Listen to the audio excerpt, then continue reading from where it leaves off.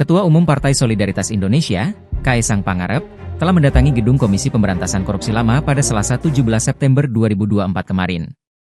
KPK menyebut kedatangan Kaesang ialah untuk meminta arahan mengenai isu terhadap dirinya saat ini, meski putra bungsu Presiden Joko Widodo itu bukan penyelenggara negara.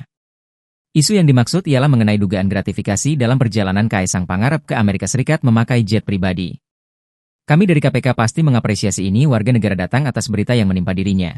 Terlepas dari dia PN atau nggak PN itu cerita lain. Dia datang minta arahan, kata Deputi Pencegahan dan Monitoring KPK, Pahala Nainggolan, di kantor KPK, Jakarta, Selasa 17 September 2024. KPK juga sempat bertanya lebih rinci kepada Kaesang mengenai kronologi lebih lanjut.